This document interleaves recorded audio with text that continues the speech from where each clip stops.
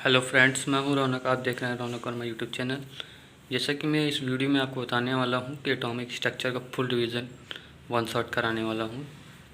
पहला मेरा टॉपिक है RW, मतलब इसमें लिखा हुआ है वेवलेंथ डिक्रीज़ कब होती है, फ्रिक्वेंसी इंक्रीज़ कब को होती है। रेडियो वेव RW का मीन्स होता है रेडियो वेव, माइक्रोवेव और इंफ्रारेड और विजिबल रीजन और UV रीजन और एक्सरे और कॉस्मिक रे। इसमें वेवलेंथ जो होती है, अगर रेडियो वेव से कॉस्मिक रे की तरफ जाएंगे तो वेवलेंथ हमारी डिक्रीज़ होती है, फ्रीक्वेंसी इंक्रीज़ होती है। फिर एक हमने फार्मूला लिखा है C mu by d lambda, lambda equal to C/V। और फ्रीक्वेंसी जो होती है 1/λ होती है, 1/λ इक्वल टू V/C होता है। इक्वल टू पता करते हैं E=hc/λ। आप सब लोग जानते होंगे फार्मूला होता है। जो h होता है प्लैंक कांस्टेंट होता है, c जो होता है स्पीड ऑफ लाइट होती है, और लैम्डा जो होता है इस वेवलेंथ होता है। अगर वेवलेंथ आपका एंगस्ट्रॉन्ग में दिया गया हो तो आपको एनर्जी पूछा गया हो तो आप ये हमेशा फार्मूला याद रखेंगे 12,400 upon lambda angstrom.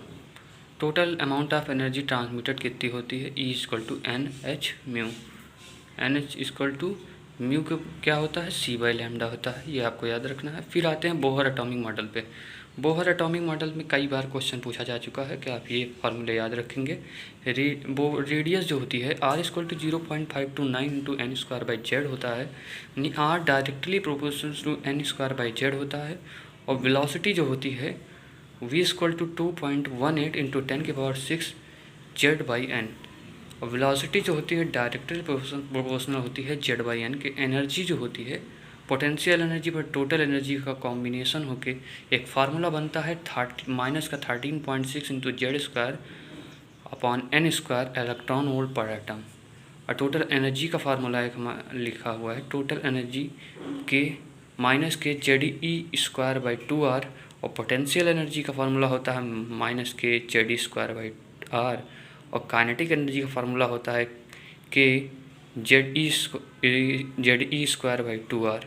Potential energy -2 times kinetic energy होता है, और काइनेटिक एनर्जी जो होता है वो माइनस टोटल एनर्जी होता है। पोटेंशियल एनर्जी जो होता है वो 2 टाइम टोटल एनर्जी होता है। अब रिवोल्यूशन पर सेकंड की बात करें, इसका एक फार्मूला हो V/2πr होता है। ये V/2πr डायरेक्टली प्रोपोर्शनल टू होता है Z²/n³।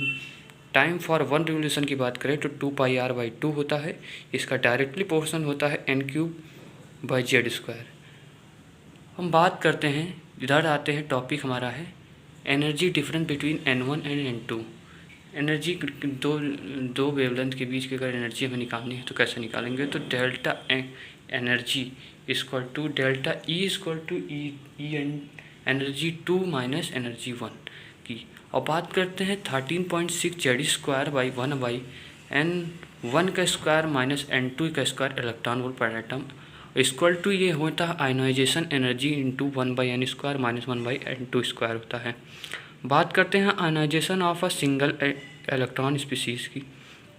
आयनाइजेशन एनर्जी जो होता है वो सिंगल इलेक्ट्रॉन स्पीसीज़ की ही अवेलेबल होता है। रेडबर्ग इक्वेशन हमने बात की 1/λ। म्यू क्या होता है 1/λ, यानी कि फ्रिक्वेंसी 1/λ होती है। RH जो होता है ये रेडबर्ग कांस्टेंट होता है। इसकी जो वैल्यू होती है 106,005 शायद होती है, लगभग अप्रॉक्स ही होती है। 1/n1 का स्क्वायर माइनस 1/n2 का स्क्वायर डायरेक्ट और Z² के डायरेक्टली प्रोपोर्शनल होता है। अगर हम हायर एनर्जी लेवल से ग्राउंड लेवल के एनर्जी लेवल के स्पेक्ट्रल लाइन में जाते हैं तो इसका फार्मूला होता है n ब्रैकेट में n-1/2।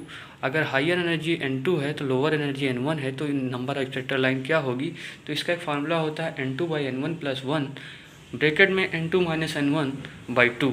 ये फार्मूला होता है। Number of spectral line in particular series निकालने के लिए N2/N1 हमें फार्मूला को याद रखना है।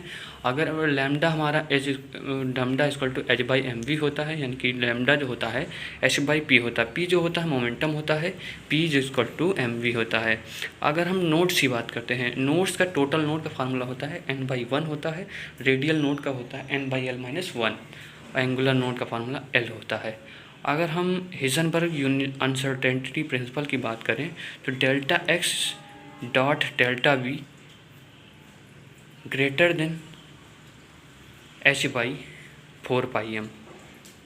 डेल्टा x जो होता है अनसर्टेनिटी प्रिंसिपल पोजीशन के लिए होता है, डेल्टा v वेलोसिटी होती है, और m जो होता है मास ऑफ माइक्रोस्कोपिक पार्टिकल का मास होता है। थैंक यू, आप इस वीडियो में हम अंत तक बने रहे। आपका बहुत ही धन्यवाद। मिलते हैं नेक्स्ट वीडियो में, तब तक के लिए ओके बाय।